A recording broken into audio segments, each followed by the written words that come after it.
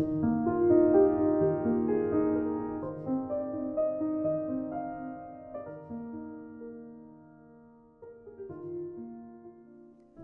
목자들이었을까? 누가복음 2장 8부터 14절. 그 지역에 목자들이 밤에 밖에서 자기 양떼를 지키더니 주의 사자가 곁에 서고 주의 영광이 그들을 두루비치매 크게 무서워하는지라.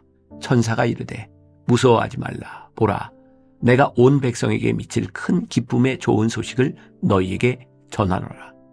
오늘 다윗의 동네에 너희를 위하여 구주가 나셨으니 곧 그리스도 주시니라. 너희가 가서 강보에 쌓여 구유에 뉘어 있는 아기를 보리니 이것이 너희에게 표적이니라 하더니 호련히 수많은 천군이 그 천사와 함께 하나님을 찬송하여 이르되 지극히 높은 곳에서는 하나님께 영광이요 땅에서는 하나님이 기뻐하신 사람들 중에 평화로다 하니라. 예수님이 태어나시던 날 목자들에게 기쁜 소식이 들려왔습니다. 추운 밤 일상의 자리에서 묵묵히 일하던 사람들에게 메시아 탄생의 소식이 전해졌습니다. 성탄절은 교회 안의 사건이나 교회만의 축제가 아닙니다. 세상 가운데 깨어있던 사람들에게 성탄의 기쁜 소식이 선포되었습니다. 예수님은 인간의 몸을 입고 세상 가운데 오셨습니다. 말씀이 육신이 되어 이 땅에 오셨습니다. 그런데도 예수님과 복음을 교회 안에 가두려 하지는 않습니까? 신앙과 삶은 서로 동떨어진 것이 아닙니다. 거룩한 일을 핑계로 세속적인 일을 무시하지 마십시오. 부정하고 정한 것과 성과 속은 다릅니다. 거룩한 일이나 세속적인 일이나 모두 정한 방법과 태도로 대해야 합니다. 세속적인 일뿐 아니라 거룩한 일도 부정한 태도와 방식으로 대하면 하나님이 받지 않으십니다. 예수님은 이 땅을 변화시키기 위해 사람의 몸을 입고 세상 한가운데로 오셨습니다. 그런데 우리는 교회만을 변화시키려고 노력하는 것은 아닙니까? 성실한 목자들에게 기쁨의 소식이 전해진 이유가 있습니다. 복음을 받은 자들은 소명이 있습니다. 인간은 본래 기쁜 소식을 속에 감추고 살 수 없는 존재입니다. 결국은 나가서 복음을 전해야 하는 것입니다. 주님은 이 사명에 적합한 사람들을 부르셨습니다. 성실하고 부지런하며 신실하게 제자리를 지키는 사람들입니다. 그런 이들이 전하는 말에 진실의 힘이 담깁니다. 목자들은 기쁨의 소식을 들었고 거룩한 사명을 받았습니다. 오늘도 주님은 복된 소식을 전할 신실한 목자들을 부르십니다.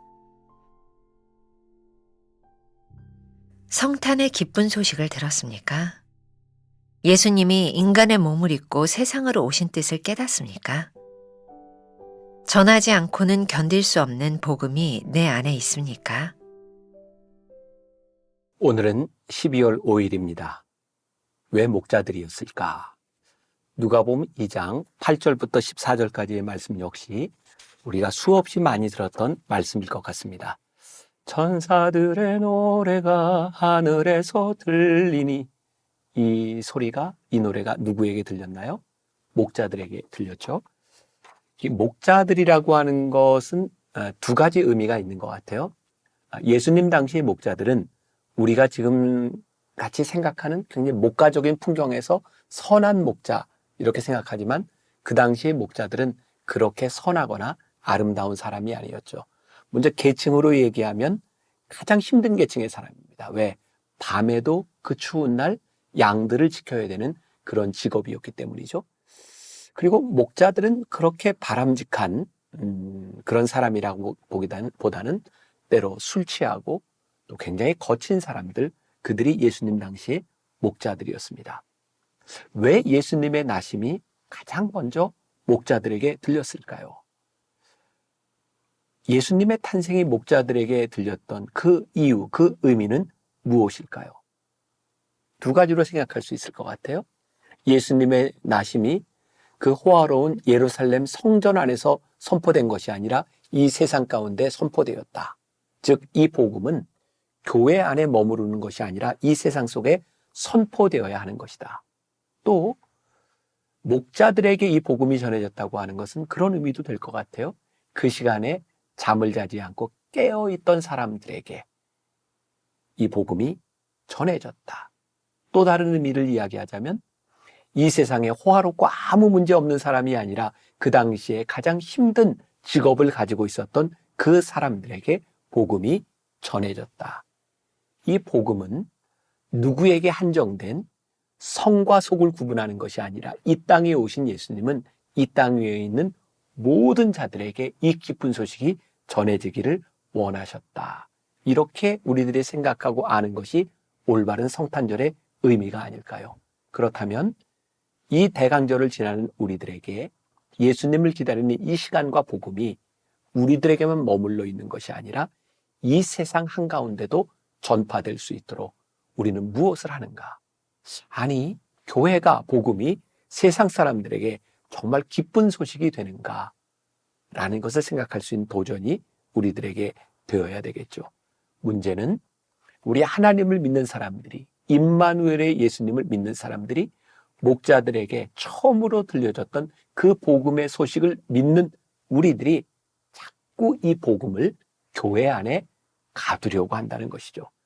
그래서 신앙과 삶이 계속 동떨어진 삶을 살아가려고 하는 것. 제가 3일 전에 이야기했던 것처럼 강의하러 들어가는 교수들이 우리의 신앙을 문 밖에 놔두고 문을 열고 강의를 하는 것처럼, 우리의 신앙을 교회 안에 놔두고 우리들이 세상으로 나가는 것처럼 신앙과 삶을 자꾸 분리하려고 하는데, 이 대강절 크리스마스는 이 분리된 담을 허무는 것이라는 말이죠. 김난준 목사가 쓴 게으름이라고 하는 책에 이런 내용이 나옵니다. 조금 읽어드릴게요. 안타깝게도 현실 속의 그리스도인들은 우리가 꿈꾸는 모습과 거리가 멉니다. 예수 믿는 사람이라 좀 나을 줄 알고 고용했는데 그들이 회사 일보다 신우회를 조직하는데 더 마음을 쓰고 근무 시간에 주보나 복사하기 일수라면 어떻게 그 회사에 선한 영향을 끼칠 수 있겠습니까? 세상 사람들은 교회를 향해 말합니다. 그리스도인들은 구구절절 옳은 말을 잘도 늘어놓지만 귀를 막고 눈으로 그들의 삶을 보면 하나도 특별한 것이 없다고 말입니다. 그래서 그리스도인들을 꼭 있어야 할 존재로 생각하지 않습니다. 세상을 고치기 원한다면 먼저 나 자신이 이 세상에 꼭 필요한 존재가 되어야 합니다. 그래야만 우리의 말에 힘이 실립니다. 나 자신이 주위 사람들에게 유명무실한 존재가 될 때 내가 전하는 예수님도 그들에게 그렇게 여김받을지 모릅니다. 따라서 우리는 어디에 있건 신앙의 태도를 분명히 하고 꼭 필요한 사람이 되어야 합니다. 교회에서의 섬김이 사회에서 하는 일보다 더 중요하고 귀한 일이라고 생각하지 마십시오. 교회와 세상을 구분하려는 시도는 교회에서도 세상에서도 신자다운 삶을 살지 못하는 사람들의 생각입니다. 교회 안에서 하나님의 마음을 시원케 섬기는 사람은 세상에서도 하나님께 충성스럽게 삽니다. 우리들이 정말로 추구해야 하는 것은 교회와 세상에 구분 없이 어디서나 정직하고 올바르게 사는 삶입니다. 혹시라도 여러분은 교회에서만 정직한 신자이고 세상에 나오면 세파에 영합하여 적당히 탈세도 하고 뇌물도 건네는 영악한 사람이 아닙니까? 목자들이 양을 치는 그 시간에 그들이 졸고 있었다면, 그들이 잠들어 있었다면 그들에게 예수님의 기쁜 소식은 전해지지 않았을 거예요. 그들이 성실하게 양을 치며 양을 치고 있는 그들에게, 깨어있는 그들에게 기쁨의 소식이 전해졌기 때문에 그들은 그 기쁨의 소식을 전할 수 있는 사람이 되었을 거예요. 그런 말을 많이 하죠. 세상은 더 이상 우리 그리스도인들을 통하여 복음을 듣기보다 복음을 보기를 원한다. 이게 무슨 말이죠? 우리들이 전하는 복음의 능력이 있는 것이 아니라 우리들이 믿고 있는 복음을 살아내는 우리의 삶이 훨씬 더 능력이 있다는 말입니다. 오늘 목자들에게 전해졌던 예수님의 나심의 사건은 우리들에게 그런 도전을 주는 거예요. 복음의 메시지, 예수님의 오심은 성과 속으로 나뉘어지는 것이 아니라, 교회에만 들려지는 것이 아니라 우리들에게 들려진 이 복음이 세상 속에서도 동일하게 선포되어야 한다는 것이죠. 중요한 것은 우리들이 이 복음을 선포하기 위하여, 복음이 능력이 있기 위하여 우리들이 성실한 자로 살아가야 된다는 거예요.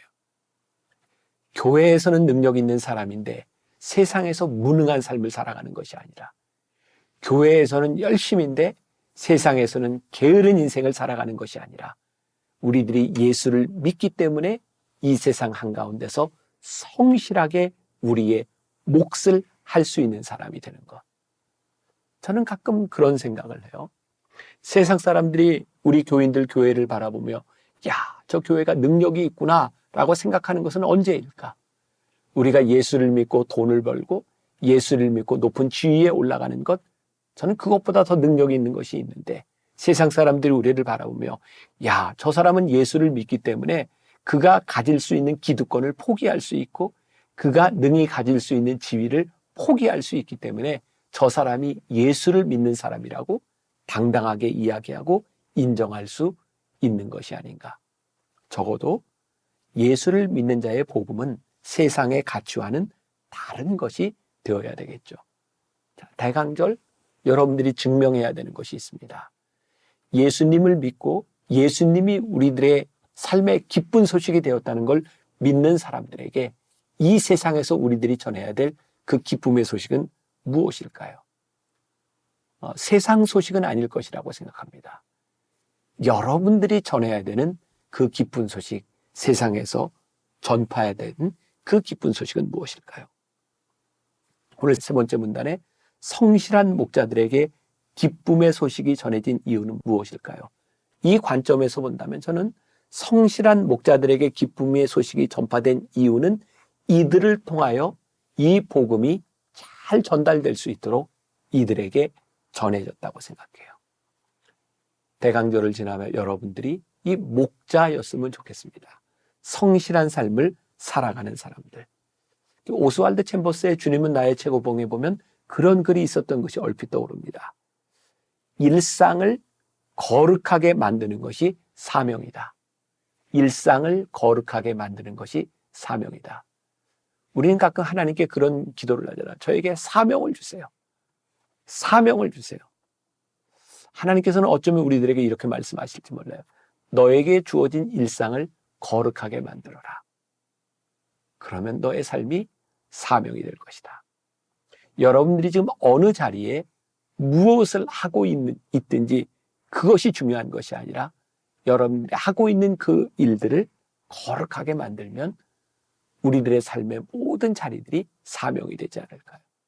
제가 목회자로서 사명 있는 목회자가 된다고 하는 것은 제 목회에 성실할 때, 장로님, 권사님, 집사님이 사명자가 된다는 것은 장로와 권사와 집사의 직분을 가지고 그 직분에 성실할 때, 주어진 직분을 거룩하게 만들 때 우리들이 사명자가 되는 것이 아닐까요?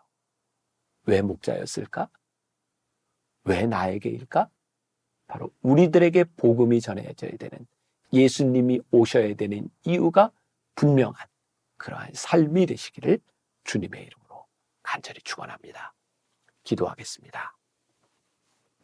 목자들에게 전해졌던 기쁜 소식, 그들을 통해 기쁜 소식이 전해질 수 있도록 주님께서 그들에게 오셨습니다.